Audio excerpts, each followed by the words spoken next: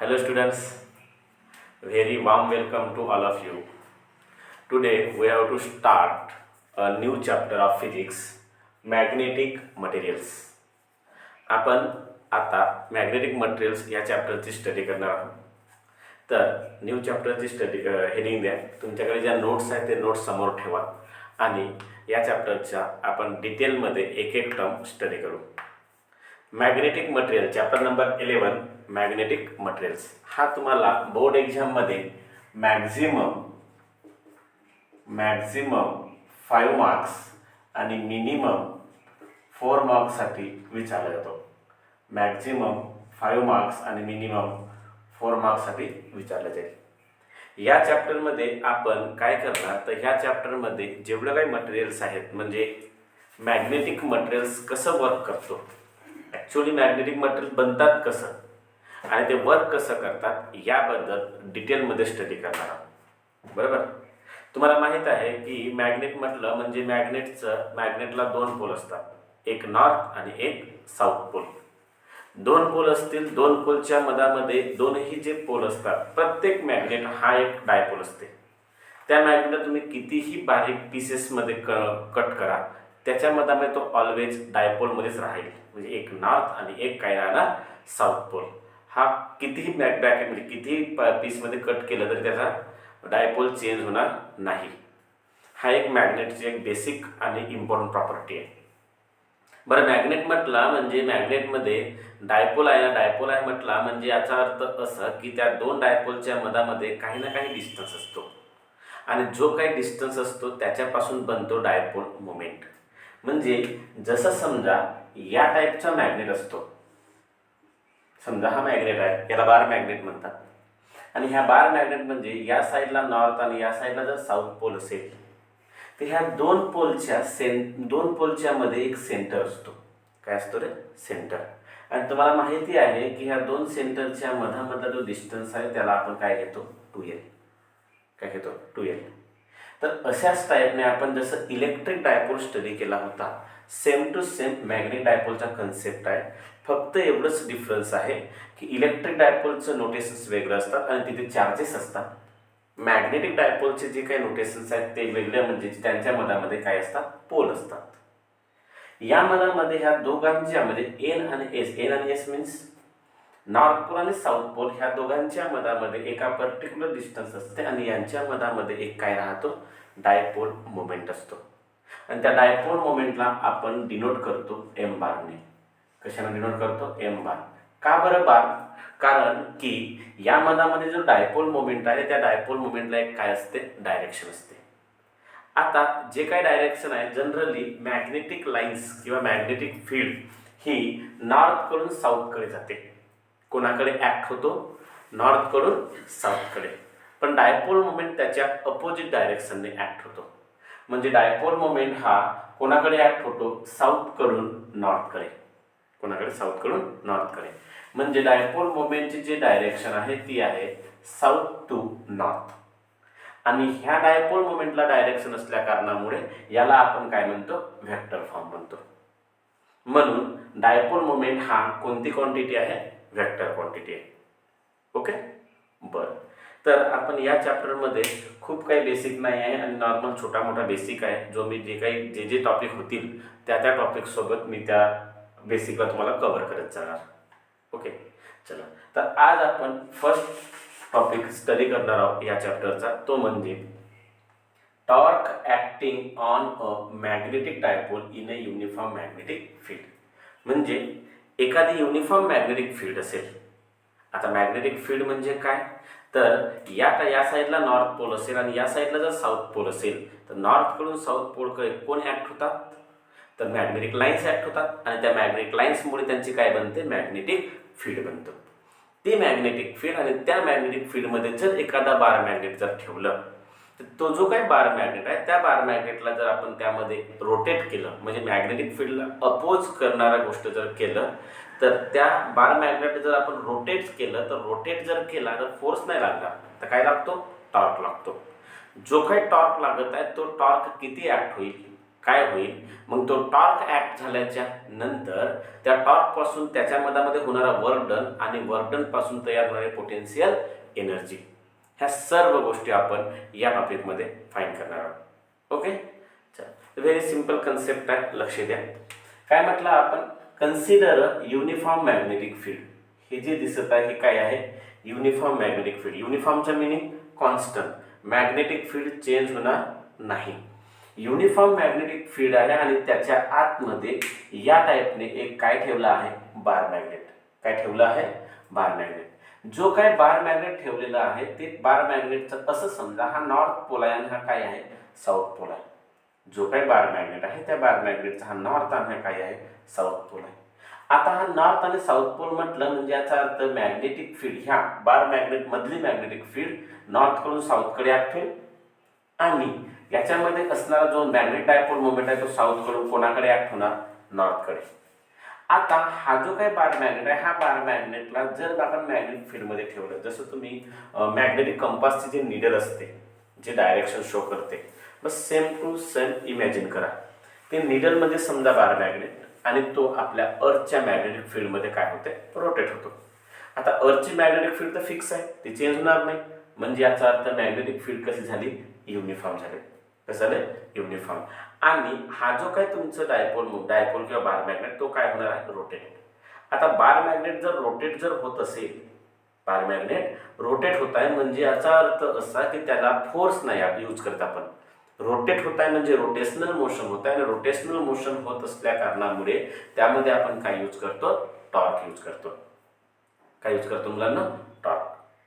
तर यामध्ये सुद्धा consider bar magnet of a dipole moment M bar and is placed in a uniform magnetic field. म्हणजे bar magnet ज्याचा dipole moment काय आहे, एम बार आहे आणि त्याला आपण युनिफॉर्म मॅग्नेटिक फील्डच्या आतमध्ये ठेवलेला आहे. असं इमॅजिन करू की सुरुवातीला हा बार मॅग्नेट या डायरेक्शनने आहे, म्हणजे डायपोल मोमेंटची डायरेक्शन आणि बी बारची डायरेक्शन कशी आहे, सेम, असं समजा. आणि असं असेल तर तेव्हा जेव्हा आपण ह्या डायपोल मोमेंटला म्हणजे सॉरी बार मॅग्नेटला रोटेट करणार, डायपोल मोमेंटला रोटेट करणे म्हणजेच बार मॅग्नेटला जेव्हा आपण रोटेट करणार तेव्हा त्याच्यामध्ये त्याच्यावरती काय लागेल, टॉर्क लागेल. आणि तो टॉर्क किती लागतो तर तुम्हाला माहिती आहे, मार्क्स या अगोदरचा चॅप्टर जो आहे त्या चॅप्टरमध्ये आपण स्टडी केला आहे की टॉर्क जो ऍक्ट होतो ज्याला आपण टाऊने डिनोट करतो तो होते एम आणि बीच्या मल्टिप्लायच्या बरोबर. बट टॉर्क एक व्हेक्टर क्वांटिटी आहे. टॉर्क कोणती क्वांटिटी आहे, व्हेक्टर क्वांटिटी आहे. आणि एम बार सुद्धा व्हेक्टर क्वांटिटी आहे आणि बी बार सुद्धा व्हेक्टर क्वांटिटी आहे. म्हणजे मॅग्नेटिक डायपोल मोमेंट हा सुद्धा व्हेक्टर क्वांटिटी आहे आणि मॅग्नेटिक फील्ड सुद्धा काय आहे, व्हेक्टर क्वांटिटी आहे. मग ह्या दोघांचा मल्टिप्लिकेशन म्हणजे जर टॉर्क होत असेल, दोघांचं मल्टिप्लिकेशन म्हणजे टॉर्क होते ना. टॉर्क एक व्हेक्टर क्वांटिटी असल्या कारणामुळे यांच्यामध्ये तुम्हाला काय द्यावं लागेल, क्रॉस. का बरं, कारण ह्या दोघांचा प्रॉडक्ट कसा आला पाहिजे, व्हेक्टर फॉर्म मध्येच आलं पाहिजे, तेव्हाच तुम्हाला टाऊ बार मिळेल. म्हणून टाऊ बार इक्वल टू तुम्हाला काय मिळेल, एम बार क्रॉस काय लिहावं लागेल, बी बार. जर ही स्केलर क्वांटिटी असती तर यामध्ये क्रॉस न लिहिता आपण काय लिहिलं असतं, डॉट लिहिलं असतं. ओके, बरं. आता हा झाला व्हेक्टर फॉर्म. याचा मॅग्नेट्यूड फॉर्म फाइंड करतो म्हटलो तर tau is equal to M बारचा मॅग्नेट्यूड एम, बी बारचा मॅग्नेट्यूड बी आणि क्रॉस असल्या कारणामुळे इथे काय येतो रे, साइन थिटा. काय येतो, साइन थिटा.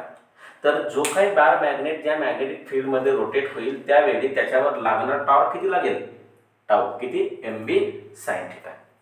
ओके, बरं. तर हा झाला तुमचा टॉर्क. हा काय झाला, टॉर्क. बरं, या टॉर्क वरून तुम्हाला काय फाइंड करायचं आहे तर समोर आपल्याला पोटेन्शियल एनर्जी फाइंड करायची आहे. आता पोटेन्शियल एनर्जी कसं फाइंड करायची तो लक्ष द्या. मला एक सांगा की समजा ही मॅग्नेटिक फील्ड आहे आणि ह्या मॅग्नेटिक फील्डमध्ये आपला बार मॅग्नेट जो आहे तो असं ठेवलेला आहे. ह्या बार मॅग्नेटला जर इथून जर मी असा जर रोटेट केलो तर तुम्हाला माहिती आहे की मॅग्नेटिक फील्ड म्हटला म्हणजे मॅग्नेटिक फील्डच्या या साईडला कोण असेल, नॉर्थ, आणि या साईडला कोण असेल, साऊथ. तेव्हाच तर नॉर्थकडून साऊथकडे कोण ऍक्ट होत जातोय, मॅग्नेटिक फील्ड पासून जातोय, बरोबर. आता यामध्ये तुम्हाला माहिती आहे की साऊथकडे नॉर्थ काय होईल, अट्रॅक्ट, आणि नॉर्थकडे साऊथ काय होईल, अट्रॅक्ट. आणि असं झाल्या कारणामुळे तुमचं बार मॅग्नेट समजा या पोझिशनवर जर असेल ही पोझिशन म्हणजे याचा अर्थ मॅग्नेटिक डायपोल मोमेंट एम बार आणि मॅग्नेटिक फील्ड बी बार ह्या दोघांच्या मधामधला अँगल, आता तो अँगल 0 असेल कारण का दोन्ही एकमेकाला कसं आहेत, पॅरलल आहेत. तरी पण आपण 0 न घेता असं समजू की या कंडिशन मधला जो अँगल आहे तो किती आहे, θ1 आहे. काय समजू आपण, θ1. जेव्हा हा बार मॅग्नेट या पोझिशनवरून या डायरेक्शनने रोटेट जर होत असेल आणि इथपर्यंत जर जात असेल तर ही डायरेक्शन म्हणजे हा जो अँगल जो फॉर्म झाला कुठपासून, ह्या मॅग्नेटिक फील्ड पासून. असं समजा हा जो डस्टर आहे हा मॅग्नेटिक फील्ड आहे आणि हा बार मॅग्नेट आहे, यांच्या मधामध्ये काही ना काही अँगल तयार झालेला असेल. अगोदर हा या पोझिशनवरती होता तर θ1 झाला आणि त्यानंतर तो तिथून इथे जर जात असेल तर याचे जे पोझिशनचे अँगल आपण काय समजू, θ2. मला सांगा हा बार मॅग्नेट रोटेट होत आहे.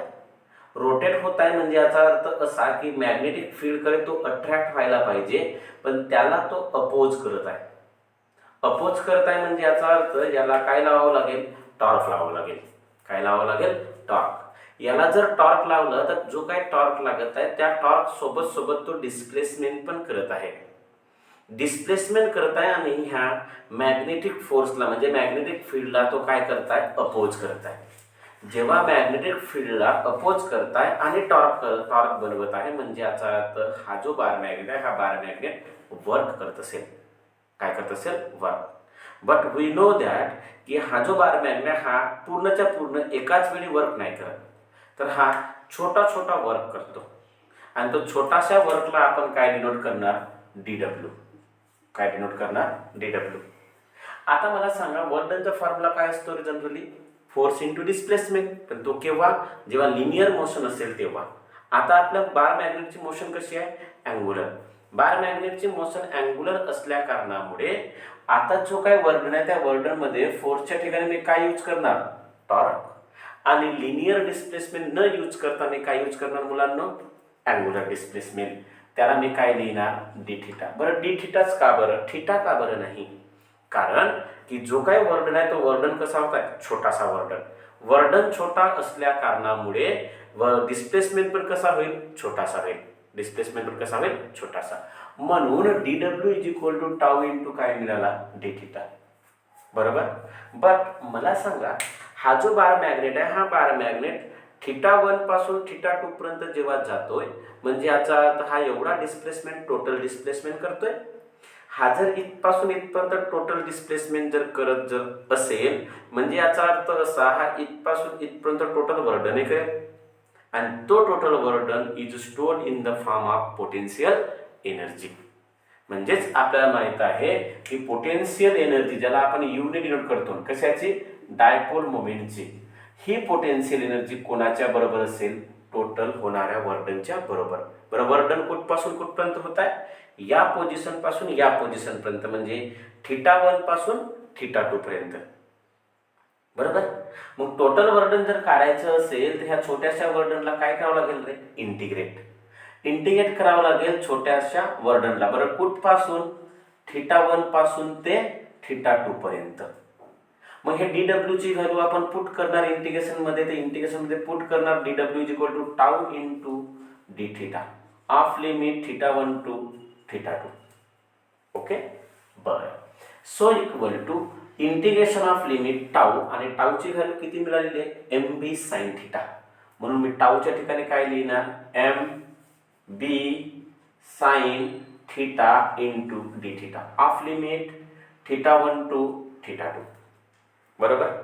बरं मला सांगा की हा बार मॅग्नेट किती जरी रोटेट जर होत असेल म्हणून याचा जो काही साईज आहे हा चेंज होणार का, नाही. म्हणजे याचा अर्थ याच्या मधामधला डिस्टन्स, दोन पोलच्या मधामधला डिस्टन्स सेम असेल म्हणजे याचा अर्थ डायपोल मोमेंट सेम असेल. आणि डायपोल मोमेंट सेम आहे याचा अर्थ असा की m कसा आहे, कॉन्स्टंट. कॉन्स्टंट असल्यामुळे इंटिग्रेशनच्या बाहेर.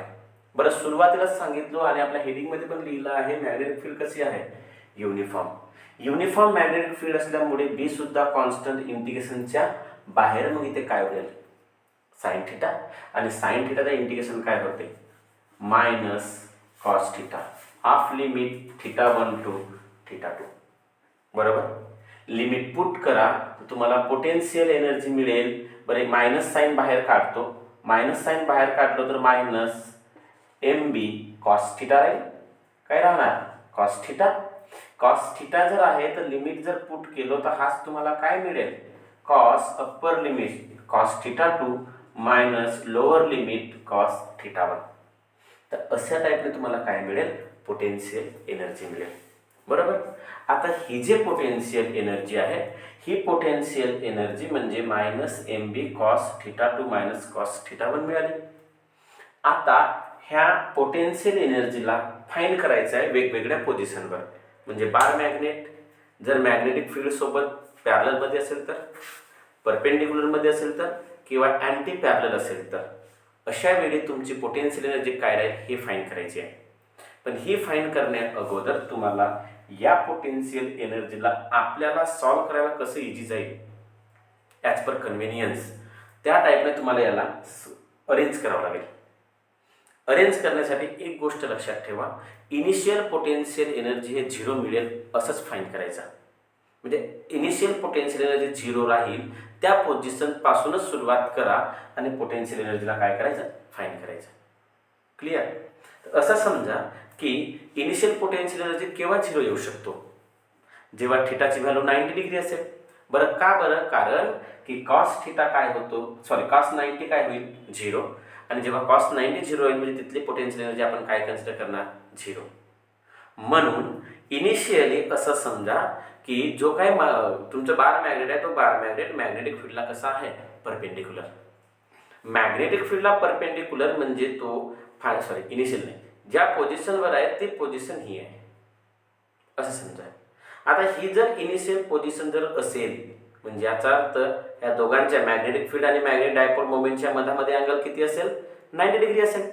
तर थिटा 1 ची व्हॅल्यू मी काय घेणार? इनिशियल म्हटलं ना, तर थिटा 1 ची व्हॅल्यू काय घेणार? 90 डिग्री. आणि त्या मधामध्ये डायपोल मोमेंट म्हणजे डायपोल मोमेंट आणि मॅग्नेटिक फील्ड जर का समजा ते इथपर्यंत रोटेट जर होत असेल, फॉर एक्झाम्पल यांच्या मधामधला जो अँगल आहे तो काय समजू मी? थिटा. म्हणजे थिटा 2 ची व्हॅल्यू काय घेणार? थिटा. म्हणून आपल्याला सॉल्व करायला इझी जावं म्हणून मी इथे काय घेणार की थिटा 1 ची व्हॅल्यू काय घेणार? थिटा 1 घेणार 90 डिग्री आणि थिटा 2 ची व्हॅल्यू मी काय घेणार? थिटा. म्हणजे इनिशियली बार मॅग्नेट कुठे घेतो मी? 90 डिग्री. आणि फायनली तो जिथे जाऊन पोहोचेल म्हणजे समजा इथपर्यंत गेलं तर तो मॅग्नेटची डायरेक्शन म्हणजे तो अँगल काय घेणार मी? थिटा. समजलं? हा इम्पॉर्टंट आहे. हा का बरं असं घेतला? कारण की आपल्याला पोटेन्शियल एनर्जी 0 पासून सुरुवात करायची आहे आणि 90 डिग्रीवरतीच तो काय मिळू शकतो? 0 मिळू शकतो. क्लिअर? बरं. आता असा जर झालं तर हे सर्व गोष्टी इथे पुट करा. तुम्हाला पोटेन्शियल एनर्जी काय मिळेल मुलांनो? मला सांगा. Minus M B cos theta 2 च्या ठिकाणी मी काय लिहिणार रे? थिटा मायनस कॉस थिटा 1 च्या ठिकाणी काय लिहिणार? कॉस थिटा 1 च्या ठिकाणी लिहिणार मी 90 डिग्री. कॉस थिटा 1 च्या ठिकाणी मी लिहिणार मी 90 डिग्री. तो मला सांगा potential energy U M is equal to मला काय मिळेल? तर पोटेन्शियल एनर्जी मिळेल मला मायनस एम बी आणि कॉस 90 काय होतो? 0. कॉस 90 0 म्हणजे कॉस थिटा मायनस 0 होईल आणि कॉस थिटा मायनस 0 तुम्हाला काय मिळेल? Cos theta. ही मिळेल तुम्हाला पोटेन्शियल एनर्जी. ही झाली तुमची इनिशियल पोटेन्शियल एनर्जी. या पोटेन्शियल एनर्जीच्या फॉर्म्युल्यावरून तुम्ही कोणतंही पोटेन्शियल एनर्जी कोणत्याही पोझिशनची पोटेन्शियल एनर्जी काय करू शकतो आपण? फाइंड करू शकतो. ओके, समजत आहे? ओके. तर potential energy U M is equal to minus M B cos theta.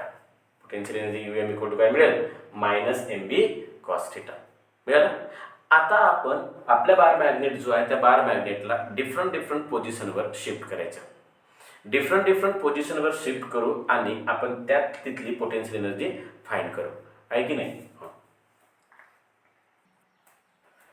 तर आपण आता डिफरंट केसेस घेणार याच्या. म्हणजे जो काही बार मॅग्नेट आहे तो बार मॅग्नेट वेगवेगळ्या पोझिशनवर जर आपण प्लेस केलं तर याचा आन्सर काय निघेल म्हणजे पोटेन्शियल एनर्जी काय राहील. ओके. बरं. केस नंबर 1 घेणार आपण.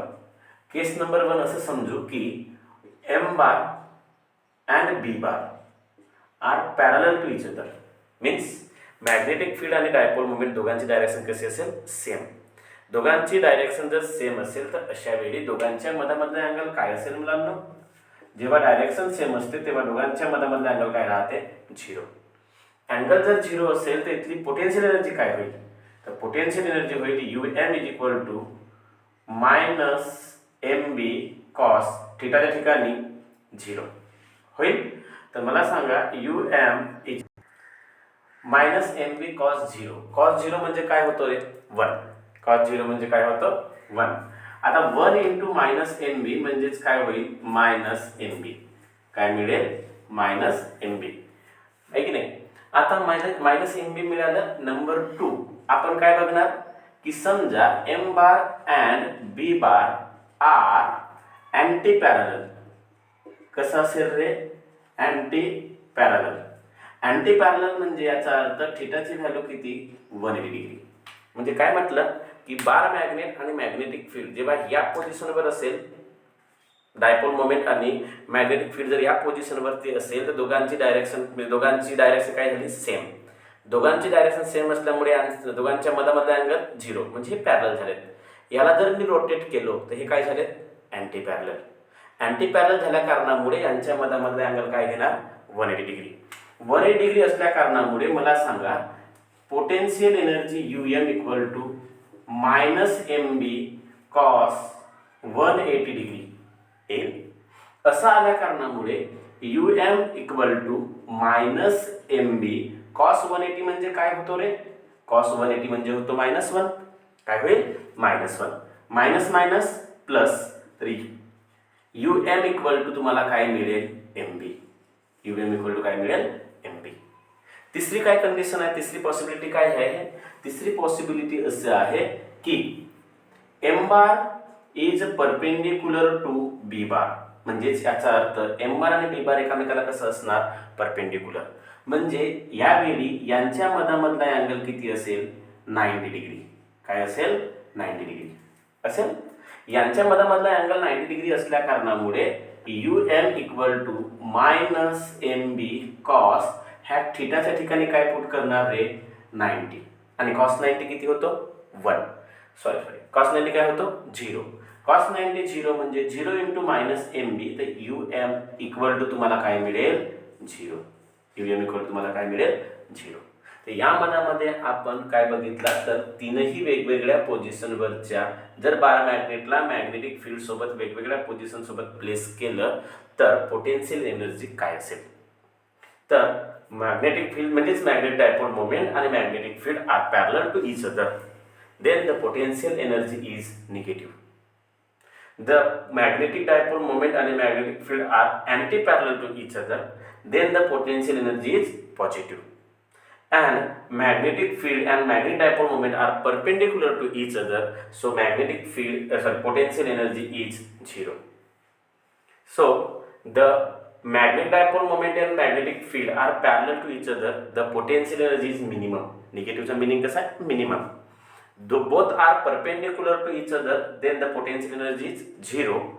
And both are anti-parallel to each other, the potential energy is positive. म्हणजे पॅरलल कंडिशन मध्ये सर्वात कमी, परपेंडिक्युलर मध्ये 0 आणि अँटी पॅरलल कंडिशन मध्ये सर्वात जास्त असेल. बरोबर.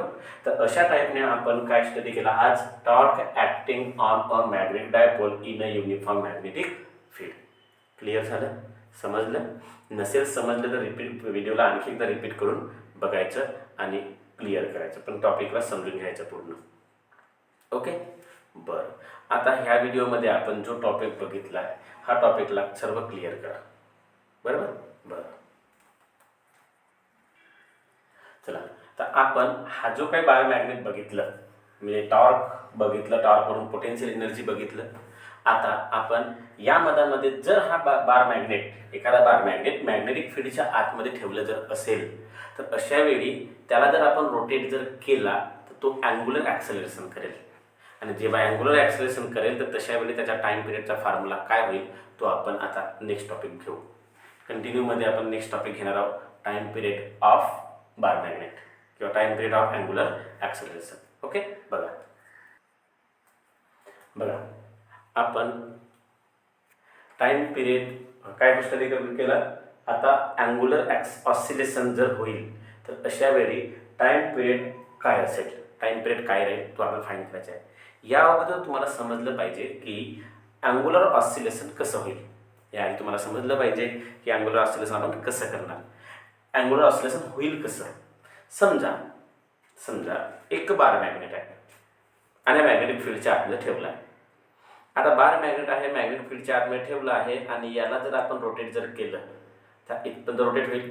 बट एक गोष्ट, ह्या बार मॅग्नेटवरती ह्या मॅग्नेटिक फील्डमुळे काय लागत असेल, फोर्स. ज्या कारणामुळे आपण इथे या पोझिशनवरून त्याला या पोझिशनवर जर नेलं आणि रिलीज केलं तर हा रिटर्न येईल आणखी रिटर्न जाईल आणि या टाईपने तो काय करेल, मोशन करेल. या टाईपने जर मोशन जर करत जर असेल, या टाईपने जेव्हा तो मोशन जर करत आहे म्हणजे याचा अर्थ असा की तो या ठिकाणी फिक्स्ड आहे आणि या ठिकाणी तो इथून तो काय करत आहे, अँग्युलर मोशन करत आहे. ही कोणती मोशन झाली, अँग्युलर मोशन जर करत जर असेल म्हणजे याचा अर्थ असा की जेव्हा तो अँग्युलर मोशन करत आहे म्हणजे याचा अर्थ हा ऑसिलेशन करत आहे. काय करत आहे, ऑसिलेशन. पण या टाईपच्या ऑसिलेशनला आपण काय म्हणणार, अँग्युलर ऑसिलेशन. म्हणजे हा बार मॅग्नेट इथे समजा आपण होल्ड केलं, जर आपण इथे जर होल्ड केलं आणि याला जर का समजा इथून या पोझिशनवर आहे आणि याला इथे जर नेलं आणि इथे नेल्याच्या नंतर याला जर रिलीज केलं तर हा या टाईपने काय करेल, रोटेट होईल. या टाईपने रोटेट होईल म्हणजे या टाईपने तो काय करत आहे, अँग्युलर ऑसिलेशन करत आहे. हा अँग्युलर ऑसिलेशन जेव्हा करेल त्यावेळी त्याचा टाइम पिरियड काय असेल. हा टाइम पिरियड काय होतो, इथून स्टार्ट झाला, आपण इथे जर नेलं आणि तिथून रिलीज केलं तर हा इथून आणखी इथे येणार, आणखी इथे जाणार, तर एक ऑसिलेशन कंप्लीट होईल. आणि ह्या इथून येऊन इथे जाईपर्यंत एक ऑसिलेशन कंप्लीट होईल. तर एक ऑसिलेशन होण्यासाठी लागणारा जो टाईम आहे तो टाईम आपल्याला फाईंड करायचा आहे. आता या मनामध्ये दोन गोष्टी आवश्यक आहेत, तुम्हाला माहिती पाहिजे. समजा बार मॅग्नेट या पोझिशनवरती जर असेल आणि त्याला आपण या पोझिशनवरती जर नेलं म्हणजे ही कोणती पोझिशन, इनिशियल, ही कोणती पोझिशन, फायनल. इथून जेव्हा आपण त्याला इथे जर नेत आहोत म्हणजे आपण एक्सटर्नल टॉर्क लावत आहोत. एक्सटर्नल जो टॉर्क लावतो त्या टॉर्कला म्हणतो आपण डिफ्लेक्टिंग टॉर्क. काय म्हणतो, डिफ्लेक्टिंग टॉर्क, जो आता या अगोदरच्या टॉपिकमध्ये आपण लिहिलं होतं, जो होते -mb sin θ. बट जेव्हा आपण त्याला इथे नेल्यानंतर रिलीज करणार तेव्हा त्याला मॅग्नेटिक फील्ड रिटर्नमध्ये काय करेल, फोर्स लावेल. म्हणजे त्याला आणखी या डायरेक्शनने टॉर्क लागेल. जेव्हा आपण नेत आहोत तेव्हा आपण डिफ्लेक्टिंग टॉर्क लावत आहोत, एक्सटर्नल टॉर्क, तो डिफ्लेक्टिंग टॉर्क. पण त्याला रिलीज केल्यानंतर तो रिटर्न येईल आणि या टाईपने मोशन करेल, त्याला आपण म्हणणार त्याचं रेस्टोरिंग टॉर्क. काय म्हणणार, रेस्टोरिंग टॉर्क. ओके. तर याच्याकडून म्हणजे त्या मॅग्नेटिक फील्डमुळे लागणारा जो रेस्टोरिंग टॉर्क आहे तो रेस्टोरिंग टॉर्क कोणावरती लागतो रे, तो लागतो ह्या मॅग्नेटवरती. आणि मॅग्नेटवरती लागल्या कारणामुळे जो लागणारा रेस्टोरिंग टॉर्क आहे तो किती असेल, तर तो करायचा जर असेल तर हा इथून इथपर्यंत येणार, आणखी रिटर्न जाणार, आणखी येणार, आणखी रिटर्न जाणार. म्हणजे हा ॲक्सेलरेशन करणार.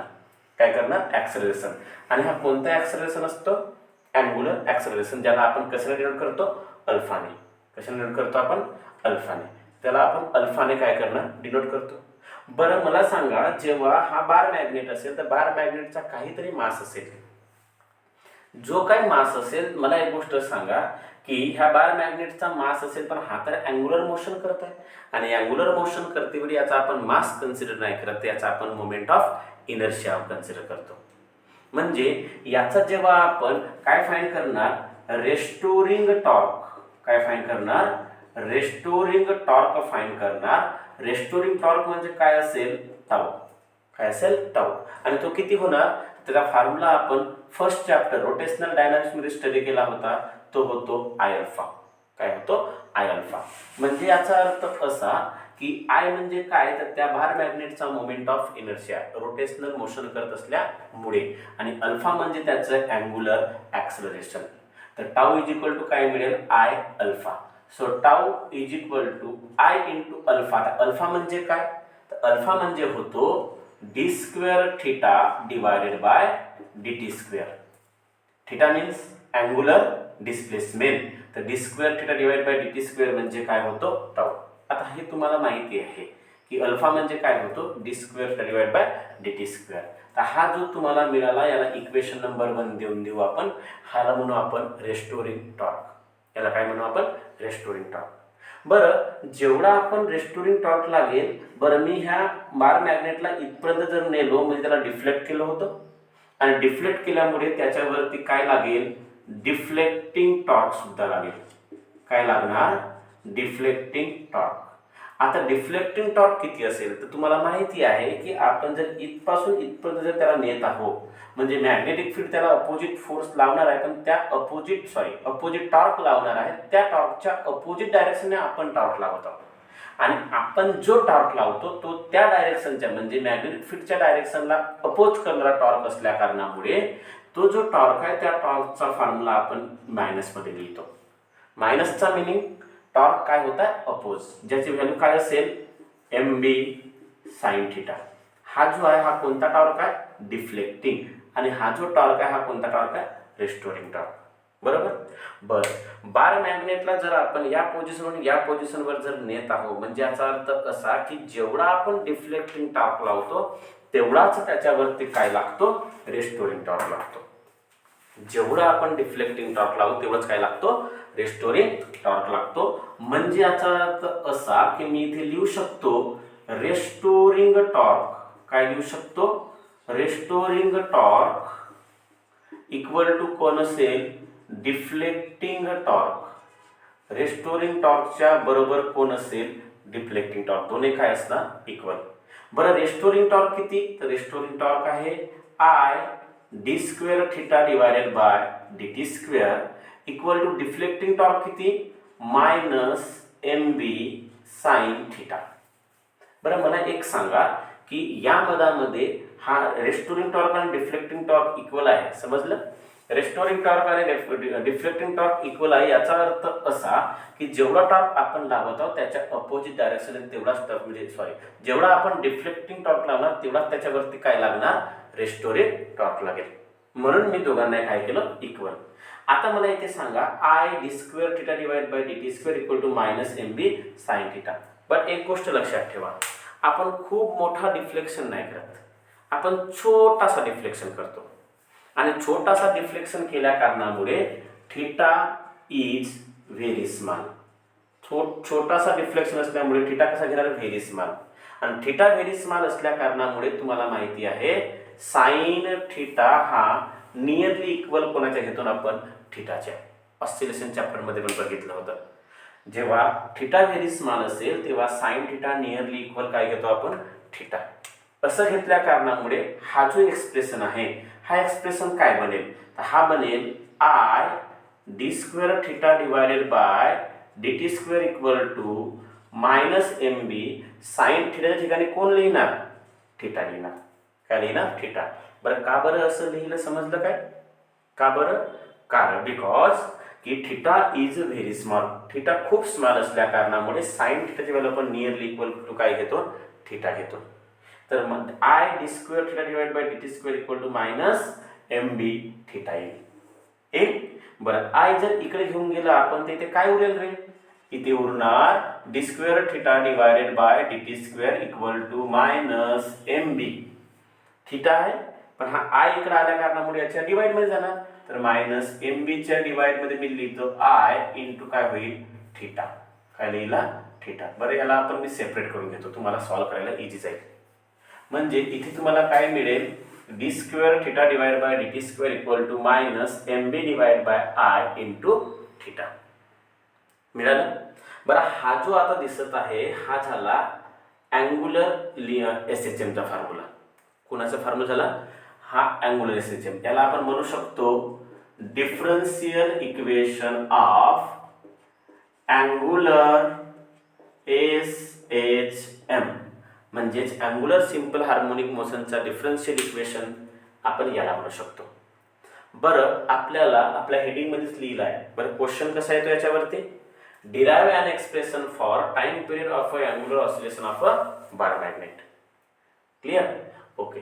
आता या मधामध्ये तुम्हाला अँग्युलर एक्सेलरेशन ऑसिलेशनचा टाइम पिरियड फाइंड करायचा आहे. तुम्हाला माहिती पाहिजे की टाइम पिरियडचा फॉर्म्युला काय होतो. टाइम पिरियडचा फॉर्म्युला होतो 2 पाय बाय ओमेगा. म्हणजे आपल्याला कोण आवश्यक आहे, ओमेगा आवश्यक आहे. तर ओमेगा फाइंड करायचं असेल आणि तुम्हाला इथे जर अँग्युलर एसएचएमचा formula sorry differential equation of angular SHM जर मिळाला जर असेल तर यासाठी तुम्हाला डिफरन्शियल इक्वेशन घ्यावं लागेल.